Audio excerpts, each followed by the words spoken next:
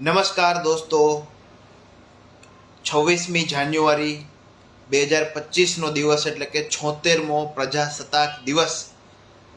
આપણું ભારતનું બંધારણ 26મી જાન્યુઆરી 1950 બાદ આજે 26મી જાન્યુઆરી 2025ના દિવસે 76 વર્ષોના વાણા વાઈ ગયા.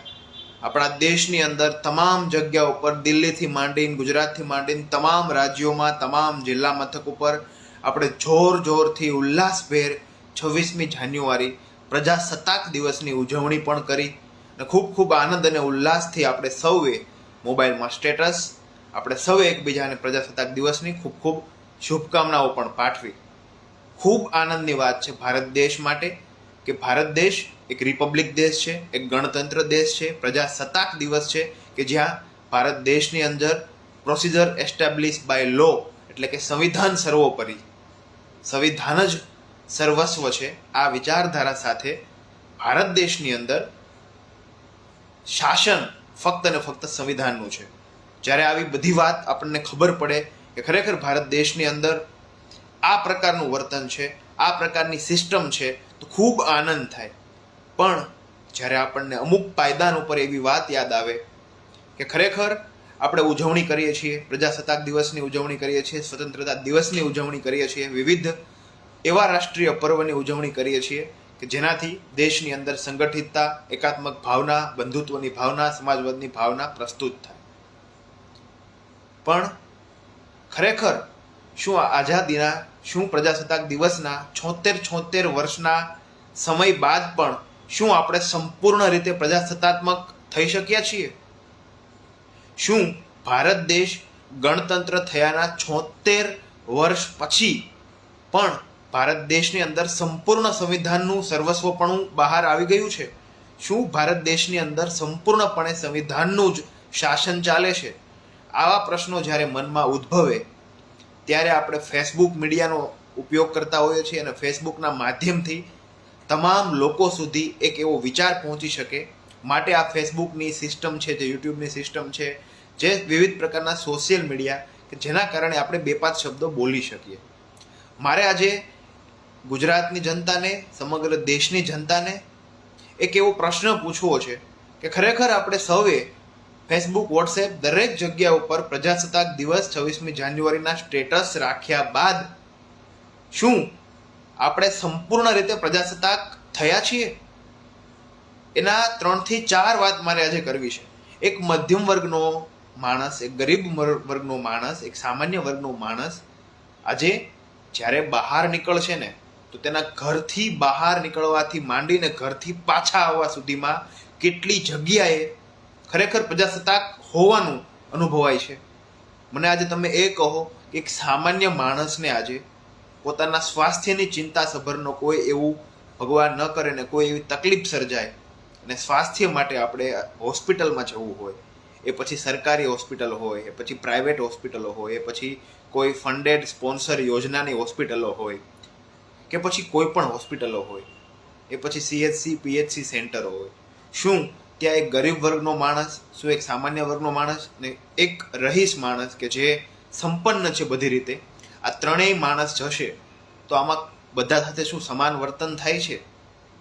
મારે આજે તમારા માધ્યમથી દરેક લોકોને પૂછવું છે કે ખરેખર શું ભારત દેશની અંદર જે પ્રજાસત્તાક હોવાનું આપણે સૌને ગર્વ છે, અભિમાન છે, અભિશંસા છે, શું ખરેખર આપણે સૌને સમાનતાની નજરથી જોઈએ છીએ? 3 થી 4 દિવસ પહેલાની ઘટના છે. એક વડીલ, એક વયોવૃદ્ધ કાકાનો એક ફોન આવે છે કે ફલાણા જગ્યાએ એક જિલ્લાની સિવિલ હોસ્પિટલના માધ્યમથી તે પોતાની સારવાર અર્થે ગયા છે અને ત્યાંના કોઈ ડૉક્ટરે એવું કીધું અથવા એવું વર્તન કર્યું કે આ કાકાને એવું થયું કે કોઈ એવું મળે કે જેના અવાજ પહોંચે અને તમામ લોકો સુધી એક એવો અવાજ જાય. અને મને આજે 26મી જાન્યુઆરી નિમિત્તે બધી ઉજવણી કર્યા બાદ એવું થયું કે ખરેખર મારે પણ એક લોકો સુધી એક અવાજ પહોંચાડવો છે. એ કાકાની તકલીફ એ હતી કે જે સ્થાનીય હોસ્પિટલના જે વહીવટદારો હતા તે એ કાકા સાથે શરૂઆતમાં તો ખૂબ લાંબી લાઈનમાં ઊભા રાખે છે, કેસ કઢાવે છે, તમામ વસ્તુ એક પ્રોસિજર પ્રમાણે કરે છે. અને અંતમાં 2 કે 3 વાગ્યાની આસપાસ ખરેખર એમના એક ડોટર, એમની દીકરીને પ્રસવ પીડાની એક તકલીફ હતી, એટલે કે જે પ્રેગ્નન્સી માટે ગયા હતા. ત્યારબાદ એવા કોમ્પ્લિકેશન થયા કે જે ન થવા જોઈએ અથવા ડીલે થયું જોઈએ. ત્યારબાદ તેને એવું કહ્યું કે તમે મોટી હોસ્પિટલમાં, મોટી મલ્ટી સ્પેશિયાલિટી હોસ્પિટલમાં જતા રહો. અને ફરજમાં આ કાકા દ્વારા હોસ્પિટલમાં કોન્ટેક્ટ કરવામાં આવ્યો તો એમને ખબર પડી કે લાખ કે 1.5 લાખ રૂપિયા જેવો ખર્ચો થશે. જે ગર્ભનાળ છે એ મરડાઈને તોડીને થોડીક કોમ્પ્લિકેશન સિચ્યુએશન છે અને મોટી હોસ્પિટલ કે જે સિવિલમાં પોસિબલ ના થાય. મારે આજે તમારા બધા માધ્યમથી એવું પૂછવું છે કે શું એ કાકાનો શું એ વાક છે? શું એ કાકાને થોડીને ખબર હશે કે સિવિલ હોસ્પિટલની અંદર, આપણા ભારત દેશની અંદર, ગુજરાત રાજ્યની અંદર સ્વાસ્થ્ય અને પરિવાર મંત્રાલય છે, હેલ્થ મિનિસ્ટ્રી છે, મોટા મોટા એ તમામ લોકો તો એવું કહે છે કે અમે દરેક લોકો સુધી પહોંચીએ છીએ, અમે દરેક લોકોના અવાજ બનીએ છીએ, દરેક લોકોને સ્વાસ્થ્ય માટે ચિંતા કરીએ છીએ. પરંતુ આવી નાની એમથી વાત માટે પણ પ્રાઇવેટ હોસ્પિટલના દરવાજા ખખડાવવા પડે. ત્યારે આજે મારે પૂછવું છે, ગરીબ લોકો, એ મધ્યમ વર્ગના લોકો જે ખીચામાં 500-700 રૂપિયા લઈને નીકળતા હોય છે, ત્યારે ખરેખર શું આપણે સમાનતાની વાતો સસ્ટેન કરી શકીએ છીએ સભ્ય સમાજની વચ્ચે? બીજી એક એવી વાત છે, આજે સામાન્ય વર્ગનો, મધ્યમ વર્ગનો એક માણસ પોતાના 2 સંતાન હોય ને, એ 2 સંતાનને ઉછેરીને મોટા કરવામાં, ભણાવી ગણાવીને લગ્ન કરવા સુધીમાં તે તેના મા બાપ સાવ રહી જાય, ડૂકી જાય. અરે ખીચામાં 500 કે 1000 રૂપિયા પછી નથી વધતા 2 સંતાનોને ઉછેરીને મોટા કરવામાં, ભણાવી ગણાવીને આગળ લઈ જવામાં. અને એક બાજુ અબજો અને કરોડો રૂપિયામાં બેઠા બેઠા લોકો છાપે છે. આવું કેવું હોય તો ખોટું નથી. એ આપણી કંઈક ને કંઈક અંશે ભારત દેશના એવા લચીલાપણાના કારણે. એક બાજુ આપણે એવું કહીએ છીએ કે સમાજવાદ આપણા ભારતીય સંવિધાનની પ્રસ્તાવનાની અંદર શબ્દ એડ કરવામાં આવ્યો છે સંવિધાન સંશોધનના માધ્યમથી, અને બીજી બાજુ આપણે એવું કહીએ છીએ, બીજી બાજુ આપણે એવા વર્તન છે કે જે રાજકીય સત્તાના આધીન એવા લોકો દ્વારા, કે ખરેખર 2 તફાવતના 2 સ્તંભના માધ્યમથી એક એવો સ્તંભ છે જે હજારો કરોડોના ખર્ચે તેને પોતાને ખબર ના પડે એમનામ રસ્તા ઉપર ફેંકી દે અથવા ચાલુમાં ખર્ચો કરી નાખે તો. અને એક બાજુ આજે 5-7 હજારનો પણ નાનો એવો ખર્ચો આવે તો પણ ના કરી શકે, તો પણ એ ખર્ચા ન કરવા બદલ ત્યાં મૃત્યુ સુધી પણ પહોંચતા એવા લોકો છે. તો આ શું સમાજવાદની ખરેખર વ્યાખ્યા છે? બીજી એ વાત, સ્વતંત્રતાની વાત કરીએ આપણે. શું આજે એક સામાન્ય અને મધ્યમ ગરીબ વર્ગનો માણસ હોશિયાર છે, સ્કિલફુલ છે, ભણવા ગણવામાં બહુ જ હોશિયાર છે, સારામાં સારી ટકાવારી લાવે છે, શું તેને સારામાં સારી અભ્યાસક્રમ અર્થે સારામાં સારી કોલેજમાં એને જવું હશે તો ત્યાં શું તકલીફ થશે? આપણા સરકારી માપદંડ અનુસાર વિવિધ પ્રકારની એવી ફંડેડ યોજના છે કે જેની અંદર ઘાલમેલ થાય છે, કે જેની અંદર ડોનેશનના માધ્યમથી આપણે તેમને નવાજીએ છીએ. જે અમીર વર્ગના લોકો કે તમે આવો, 2-5 કરોડ ખોખા લઈને આવો, તમે એડમિશન આપી દઈએ. પણ એ ગરીબ લોકો કે જે મધ્યમ વર્ગના લોકો કે જેની પાસે પૈસાના નામે કાંઈ નથી, પણ હા એની સ્કિલ છે, એમાં નોલેજ છે, એ હોશિયાર છે, ખરેખર કંઈક કરવું છે દેશ માટે, રાષ્ટ્ર માટે, પોતા માટે, ફેમિલી માટે, આસપાસના વાતાવરણ માટે, પણ એ નહીં કરી શકે. તો આમના પાછળ જવાબદાર શું છે? આ વિવિધ પ્રકારના માધ્યમથી આજે દેશના લાખો અને કરોડો યુવા દેશ છોડવા ઉપર મજબૂર બન્યા છે.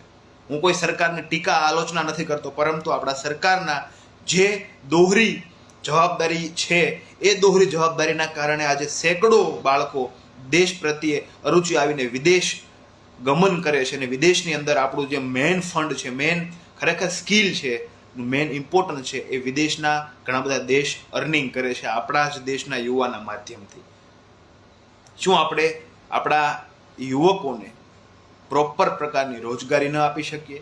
શું આપણે ગરીબો, અમીરો, મધ્યમ વર્ગના આ તમામ લોકો સાથે એક સરખું વલણ ના કરી શકીએ? થોડા સમય પહેલાં જ ગુજરાત રાજ્યની અંદર ઘણી બધી હોસ્પિટલની અંદર જે કેન્દ્રીય કક્ષાના હેલ્થ મિનિસ્ટર છે એમને જાહેર કરી નવી એસઓપી આવી કે પ્રધાનમંત્રી આયુષ્ય જે કાર્ડ છે, યોજના છે, આયુષ્યમાન યોજનાના અંતર્ગત પણ ઘણા બધા ગફલા સામે આવે. ત્યારે આપણને દુઃખ થાય કે ખરેખર ગરીબો અને મધ્યમ વર્ગના માણસો માટે સરકારની એવી યોજનાઓમાં પણ એવા ચંદ એવા લોકો કે જે ખરેખર એમાંથી શોષણ કરીને એમાંથી લૂંટવા માંગે છે. ત્યારે આપણને એવું થાય કે શું દેશની અંદર જે રાઇટ ટુ ઇક્વાલિટી, સમાનતાનો અધિકાર છે, એ શું સસ્ટેન કરી શકે છે? આવા હજારો પ્રશ્નો છે આજના દેશના યુવકોની અંદર. આજે એક દેશનો યુવક સામાન્ય મહા મહેનતે 10-12માં ભણીને સાયન્સ કરીને કોઈ પણ સારા એવા ફિલ્ડમાં જાય, આગળ આવે, અંતે શું મળે છે?